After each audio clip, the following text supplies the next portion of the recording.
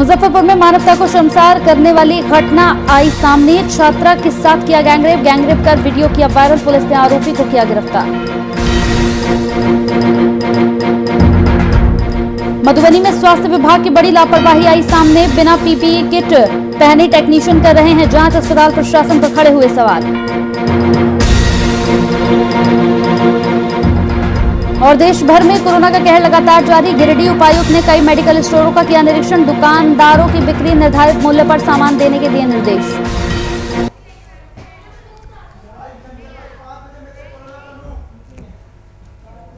नमस्कार, VIP news में आपका स्वागत है। आपके साथ हाजिर हूं मैं कंचन। कोरोना के दूसरे स्ट्रेन से पूरा विश्व परेशान है।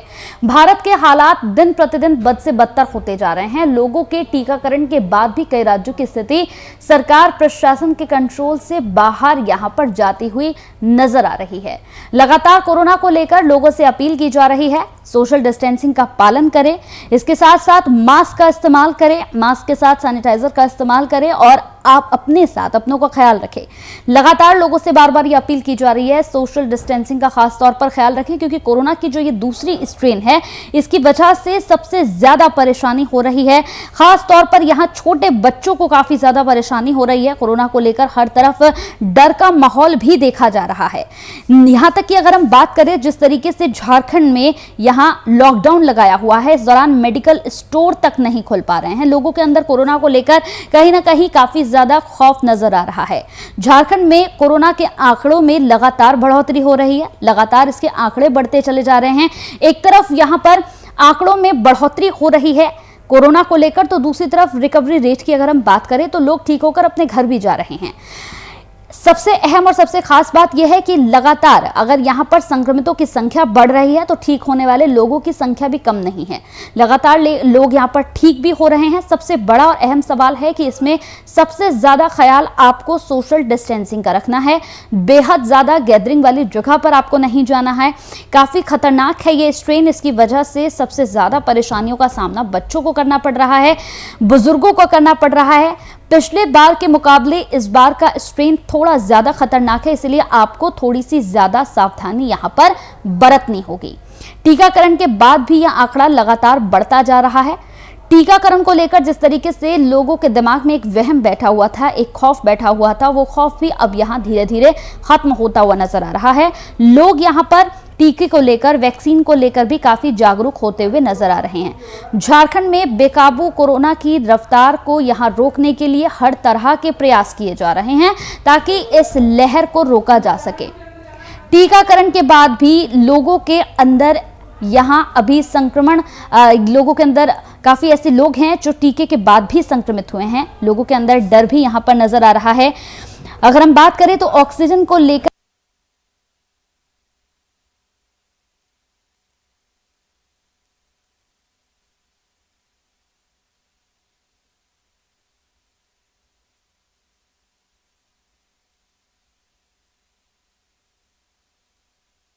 लोगों को फायदा, इस पर भी यहां पर मुख्यमंत्री ने जानकारी दी है। रांची और जमशेदपुर में कोरोना का संक्रमण लगातार जिस तरीके से बढ़ता जा रहा है, अस्पतालों में मरीजों का दबाव भी ज्यादा है। रांची के अस्पताल में मरीजों की संख्या रोज बढ़ती जा रही है।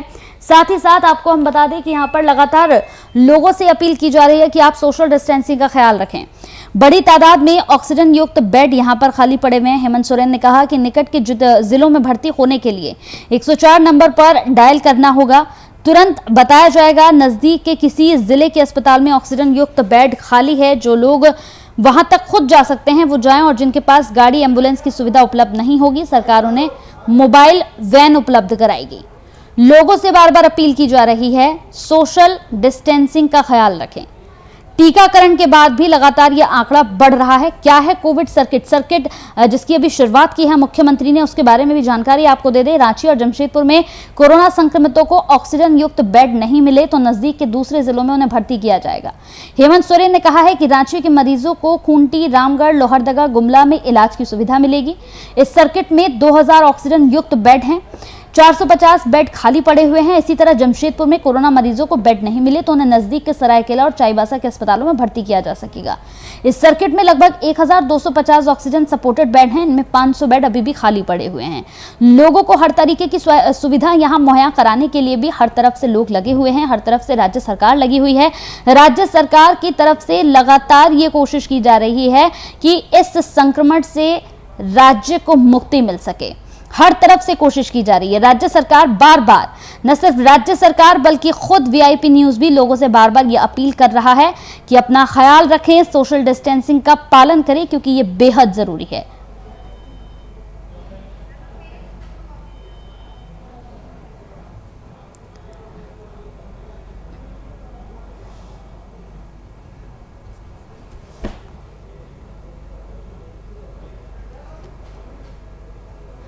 तो झारखंड के मुख्यमंत्री हेमंत सोरेन ने इस पर जानकारी दी है।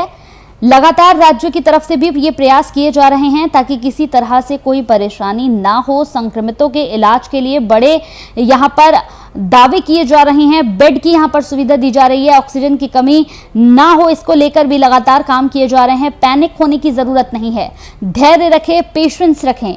मुख्यमंत्री लगातार रांची और जमशेदपुर के लिए कोविड सर्किट का ऑनलाइन उन्होंने उद्घाटन किया है। इस मौके पर राज्य के लोगों को भरोसा दिलाया है कि सरकार पूरी कोशिश से कोरोना के बिगड़ते हालात को काबू में करने के लिए काम कर रही है।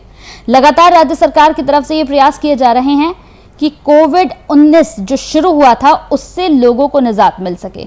भारत में हालात काफी खराब हैं, लेकिन ऐसे में जरूरत है कि आप धैर्य के साथ इस संकट से निकल सके, स्थिति को पैनिक ना करें, बहुत कूल होकर और बहुत अच्छे तरीके से आप इस जंग से लड़ सकते हैं और निश्चित ही इस जंग में जीत भी सकते हैं। इस जंग से जीतना आपके खुद में हाथ है, आपके खुद के हाथ में है। सोशल डिस्टेंसिंग का पालन करें, गैदरिंग वाली जगहों पर ना जाएं। सोशल डिस्टेंसिंग का पालन करते हुए मास्क बेहद जरूरी है आपके लिए, मास्क का इस्तेमाल करें। अगर सिम्टम्स लगते हैं तो खुद को आइसोलेट करें। बेहद जरूरी है कि आप लोगों से दूरी बनाकर रखें। झारखंड में भी कोरोना के आंकड़ों में लगातार इजाफा हो रहा है।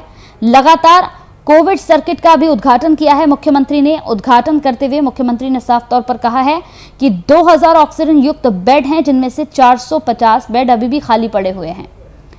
जमशेदपुर में कोरोना मरीजों को बेड नहीं मिले तो उन्हें नजदीक के सरायकेला और चाईबासा के अस्पताल में भर्ती किया जा सकेगा। इस सर्किट में 1250 ऑक्सीजन सपोर्टेड बेड भी हैं। जिलों में बड़ी तादाद में ऑक्सीजन युक्त बेड अभी भी खाली पड़े हुए हैं, पैनिक होने की जरूरत नहीं है। हेमंत सोरेन ने कहा है कि पास के जिलों में भर्ती होने के लिए 104 यानी कि 104 नंबर पर डायल करना होगा। यहां से तुरंत बताया जाएगा कि नजदीक के किस जिले में अस्पताल में ऑक्सीजन युक्त बेड खाली है। जो लोग वहां तक खुद जा सकते हैं वो जाएं, और जिनके पास गाड़ी एम्बुलेंस की सुविधा उपलब्ध नहीं होगी, सरकार खुद उन्हें मोबाइल वैन उपलब्ध कराएगी ताकि आप वहां पहुंच सके और आपके मरीज को वहां पर बेड मिल सके। सरकार हर तरफ से प्रयास कर रही है, इसलिए बेहद जरूरी है कि आप पैनिक ना हो। स्थिति कंट्रोल में है, पैनिक होने की जरूरत नहीं है।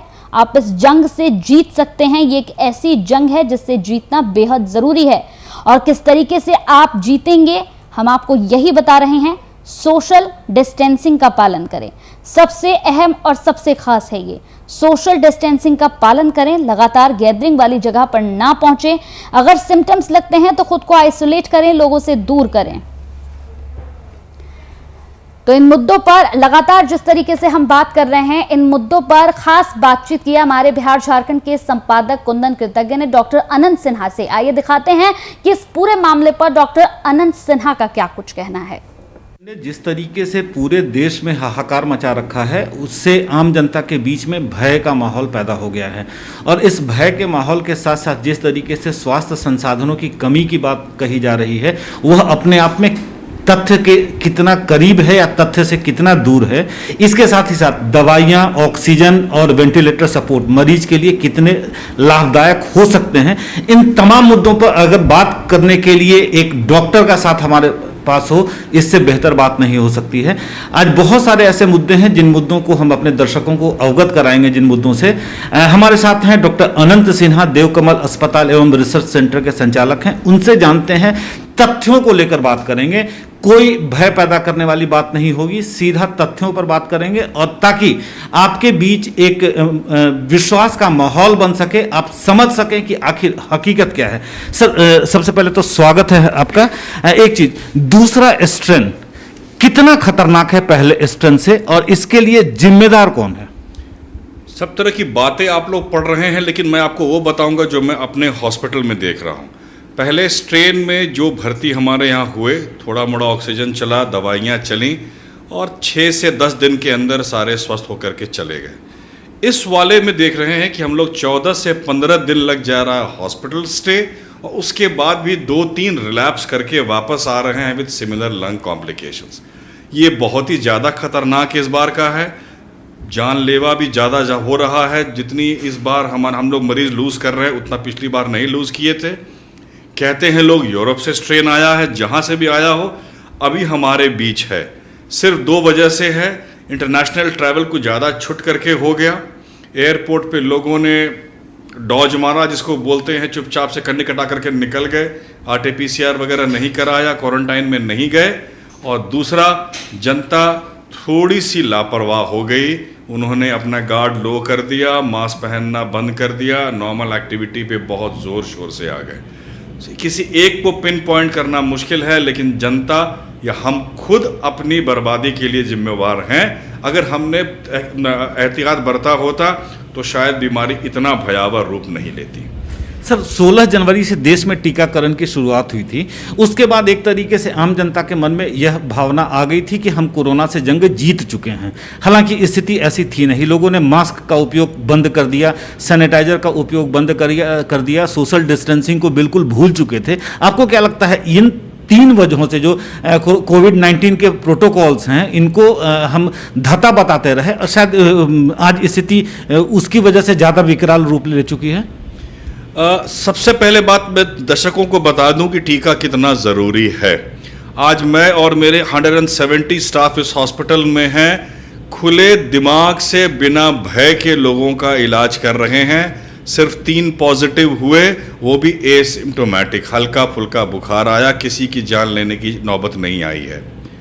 और जितने भी मेरे आईसीयू में हैं, कल एक स्टडी हुई सदर हॉस्पिटल में डॉक्टर अजीत ने किया है, जितने भी आईसीयू में मरीज पहुंचे हैं उन लोगों ने टीका नहीं लिया था।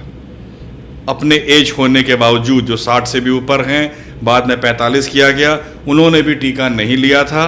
सो पहली बात ये जान जाएं, 1 मई से सरकार टीकाकरण शुरू कर रही है ऑलमोस्ट सबके लिए 18 से ऊपर। जितनी जल्दी हो सके अपने पास के जो जहाँ पर भी टीका मिल रहा है वहाँ जाएं। फ्री हो, सरकार फ्री करे या पैसे लगे, अपनी जान बचानी है। 400-500 रुपये कोई मायने नहीं रखता है, पूरे परिवार को टीका लगवाएं।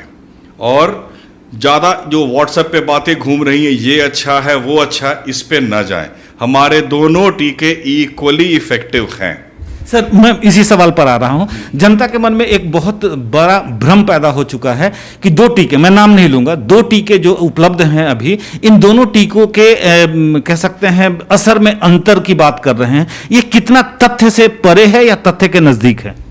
ये सिर्फ जो लोग टीवी पे इंटरव्यूज देते हैं, बड़े बड़े जो अपने को जानकार समझते हैं, वो देश को गुमराह कर रहे हैं। मुझे ये बोलने में कोई हिचक नहीं हो रहा है। दोनों टीके हमारे देश के बने हुए हैं और इतना सरकार पे भरोसा कीजिए, बिना प्रॉपर ट्रायल के कोई भी टीका मार्केट में नहीं आता है। और आ गया है, हम लोग गवाह हैं। मेडिकल फ्रेटर्निटी में जो हम लोगों ने शुरुआत में जाने गंवाई थी, आज पिछले 3 महीने से किसी डॉक्टर की मौत इसलिए नहीं हुई क्योंकि कोरोना हो गया और उसने टीका न लिया हो। ये कंप्लीट एक बिल्कुल फैक्ट आपके सामने है।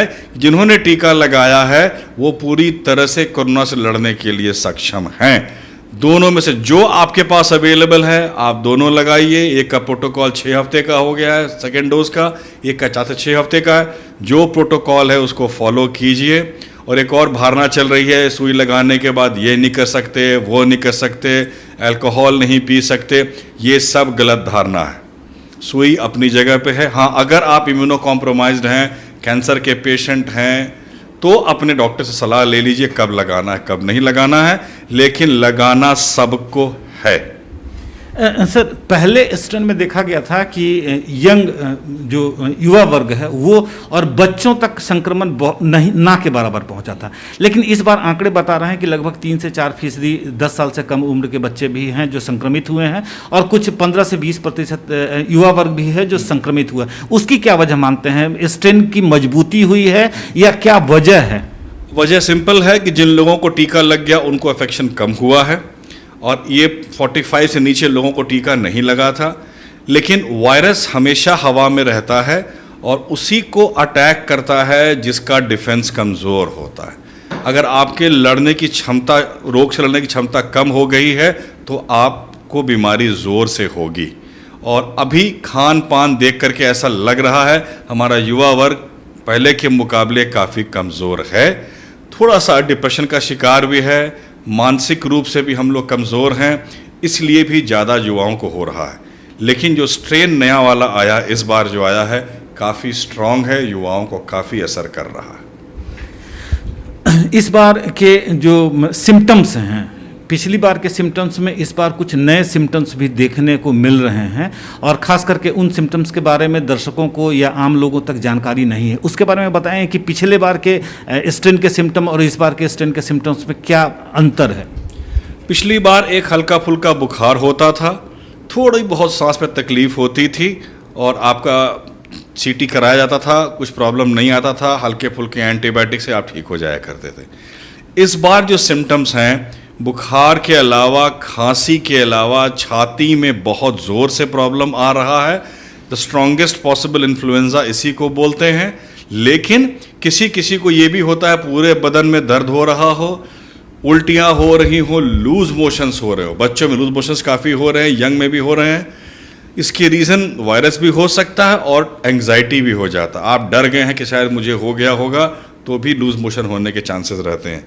लेकिन अभी बिल्कुल क्लियर है, ज़रा सा भी आपको लगे कि आपको प्रॉब्लम हो रहा है जिसका कोई एक्सप्लेनेशन नहीं है, आप कोरोना की जांच कराएं, दवा जल्दी शुरू करें और जल्दी से स्वस्थ हो जाएं। राजधानी रांची में और खास करके झारखंड में टीकाकरण को एक नई दिशा देने की कोशिश की जा रही है। उसमें आपके अस्पताल में भी टीकाकरण किया जा रहा है। टीका जो डोजेज हैं उनकी अवेलेबिलिटी की क्या स्थिति है? क्या इजीली अवेलेबल हैं या आपको भी संघर्ष करना पड़ रहा है इनकी डोज के लिए? शुरुआत में संघर्ष करना पड़ा था और लेकिन अब ऐसा लग रहा है कि स्ट्रीमलाइन हो गया। ऐसा आज हमारे पास टीका नहीं है, लाने गया है, शायद 11 बजे तक अवेलेबल हो जाए। लेकिन टीका होल्ड करने की कुछ बात बनती नहीं है। जैसे दवाओं के बारे में चल रहा है, रेमडेसिविर होल्ड करने की बात चल रही है, टीका होल्ड करने की बात बनती नहीं है। सेंट्रल गवर्नमेंट ने अपने सारे दरवाजे खोल दिए हैं, ऐसा कोई प्रॉब्लम नहीं आ रहा है। लेकिन लोग आगे नहीं आ रहे। अभी भी कुछ लोग हैं, कल जो उन्होंने टीका लगवाया है 65-70 ईयर्स एज है, डर के मारे नहीं आ रहे थे। कुछ बच्चे जिनके बाहर पढ़ रहे हैं, गलत चीज़ों को लोगों ने देख लिया था और उसके बाद इसी धारणा में लेकर के चल रहे हैं कि नहीं, टीका लगाने पर नुकसान भी हो सकता है। प्लीज़, जिनको भी ज़रूरत हो या न हो, टीका लगाना है। महामारी से देश को बचाना है तो सबको टीका लगना ज़रूरी है। आपने रेमडेसिविर की बात की, वस्तु स्थिति क्या है, ग्राउंड रियलिटी क्या है? क्योंकि जनता के बीच में जिस तरीके से होड़ मची है इन दवाओं को लेकर कि उनके घर में अगर किसी प्रकार का संक्रमित पाया गया है, वह भी इन दवाओं के पीछे भाग रहे हैं। रेमडेसिविर की स्थिति क्या है और कब वह मरीज की जरूरत बन जाता है? रेमडेसिविर एक अच्छी दवा है, इसका रोल एंटीवायरल ड्रग के रूप में है। लेकिन किसी भी स्टडी पे ये प्रूफ नहीं किया गया है कि रेमडेसिविर लगाने से ही पेशेंट ठीक हो रहा है। हर viral fever self limiting disease है, अपने तरीके से आता है, आपको परेशान करता है। अगर परेशानी में आप फंस गए तो आपकी जान जा सकती है, वरना धीरे धीरे 2 से 3 हफ्ते के बीच में अपने आप ठीक हो जाता है। रेमडेसिविर महंगी दवा है और हमारे जो मानसिकता होती है, जो महंगी दवा होती है ज़्यादा अच्छी मानते हैं। उसके बजाय जो डेक्सामेथासोन है, जिसका रोल प्रूव्ड है इस तरह के निमोनिया केसेस में, वो अगर आप लगाते हैं तो डेक्सामेथासोन का पूरा डोज शायद 50-100 रुपये में काम चल जाता है। और रेमडेसिविर नॉर्मल तरीके से लेंगे तो 25-30 हज़ार, और अगर ब्लैक में लेते हैं तो 1 लाख के ऊपर डोज चला जाता है। कोई स्ट्रॉन्ग एविडेंस नहीं है कि रेमडेसिविर अचूक दवा है, इसके बिना भी लोग ठीक हो रहे हैं।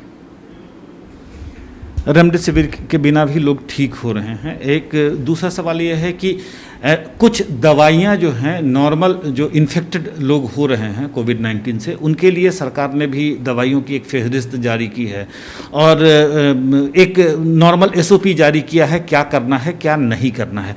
उसके बारे में हम दर्शकों को बताना चाहते हैं कि आखिर उन दवाइयों से मरीज के स्वस्थ होने की कितनी संभावना है और क्या क्या ऐसा है जो डूज एंड डोंट्स के बारे में अगर आप थोड़ा एक्सप्लेन कर सकें। देखिए, अगर आपको कोविड हुआ है तो 4-5 दवाइयाँ ऐसी हैं जो आपको लेनी है। पैरासीटामोल, क्योंकि आप सिर्फ फीवर के लिए नहीं होता है, इसको एंटी इन्फ्लेमेटरी बोलते हैं, जो शरीर में जलन पैदा हो रही है उसको कम करता है। मॉन्टेल्यूकास सब लोग मार्केट में खा रहे हैं, एंटी हिस्टामिनिक बोलते हैं, ये जो फ्रेश तरीके से इन्फ्लेमेशन होता है उसको रोकता है। ये 2 दवाइयाँ ज़रूरी हैं। ज़्यादा दवा खा रहे हैं, पेट में जलन हो सकता है, तो उसके लिए लोग पेंटाप्रोजोल, रैंटैक देते हैं। ये सब सपोर्टिव मेडिसिन है। और बाकी जो दवाइयाँ हैं, एक एंटीबायोटिक हम लोग इसलिए ऐड कर देते हैं कि अगर वायरल फीवर से आप कमज़ोर हो गए हैं तो सेकेंडरीली बैक्टीरियल इन्फेक्शन ना हो जाए। डॉक्सीसाइक्लिन सस्ती दवा है, एजिथ्रोमाइसिन सस्ती दवा है, इन दवाओं से भी काम चल सकता है। कोई ज़रूरी नहीं है कि महंगी महंगी एंटीबायोटिक्स आप लगवाएं जब तक आपका लंग का इन्फेक्शन इतना बुरा ना हो जाए कि आपको आईसीयू में जाना पड़े। फिर आईसीयू का प्रोटोकॉल अलग हो जाता है। लेकिन ज़रा सा भी सांस लेने में प्रॉब्लम हो, अगर आपका SpO2 जो सब लोगों ने खरीद लिया है पल्स ऑक्सीमीटर अपना, वो 90 से कम हो रहा है, तो आप सिर्फ ऑक्सीजन ही आपका इलाज है, जिसके लिए इतना तहलका मचा हुआ है पूरे विश्व में और हमारे राष्ट्र में भी और हमारे रांची में भी। ऑक्सीजन से बड़ा अभी आपके पास कोई दवा नहीं है। तो पैरासीटामोल, मॉन्टेल्यूकास्ट, एक छोटा सा एंटीबायोटिक, ऑक्सीजन, और जिनको सांस की बहुत प्रॉब्लम हो रही है उनके लिए स्टीरॉयड है, डेक्सामेथासोन, जो कि बहुत ही सस्ती चीज़ है, कभी भी आप लगा सकते हैं। तो याद रखें। और बाकी जो महंगी दवाइयाँ हैं, फेबीफ्लू, रेमडेसिविर, किसी का रोल प्रूव्ड नहीं है। उन दवाओं के पीछे ना भागें, अपना दिमाग ना लगाएं, स्ट्रेस में ना आएं। और 90 से नीचे ऑक्सीजन आए, आप किसी भी पास के हॉस्पिटल में जाएं जहां ऑक्सीजन सपोर्टेड बेड हो और एक मास्क लगा करके वेट करें। 90% लोग सिर्फ ऑक्सीजन मास्क लगा करके ही ठीक हो जा रहे हैं। 10% को हॉस्पिटल आना पड़ रहा है। उसमें से भी 10% में से सिर्फ 1% ऐसे हैं जिनको आईसीयू की एडमिशन की ज़रूरत है।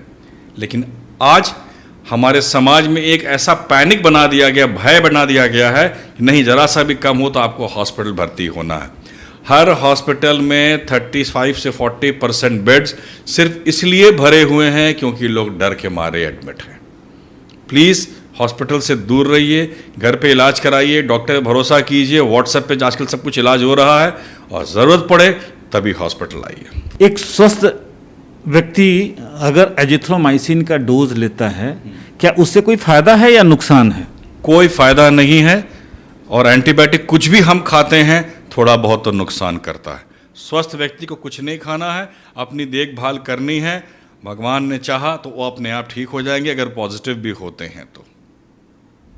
आज की तारीख में बहुत सारे लोगों के घर में नेबुलाइजर की चित का लब्बलुआब यह था कि आप अपना हाथ जगन्नाथ, अगर आप अपनी सुरक्षा खुद से कर सकते हैं तभी जाकर यह तमाम मौजूदा स्वास्थ्य संसाधन आपकी मदद कर पाएंगे, अन्यथा ईश्वर मालिक है, आपका हश्र क्या होगा। इसलिए झारखंड सरकार ने जो स्वास्थ्य सुरक्षा सप्ताह मनाने का फैसला लिया है, इसका सख्ती से पालन करें। बहुत आवश्यकता होने पर ही घरों से निकलें। आप सुरक्षित रहेंगे तभी आपका परिवार और आपका समाज सुरक्षित रह सकता है। आज डॉक्टर अनंत सिन्हा ने विस्तार पूर्वक तमाम मुद्दों पर हमें जानकारी दी और उम्मीद करते हैं कि इनकी दी गई इस जानकारी से हमारे दर्शकों को फायदा होगा और दर्शक अपना मन बनाने में सक्षम होंगे कि आखिर आगे उन्हें अपनी जिंदगी कैसे जीनी है।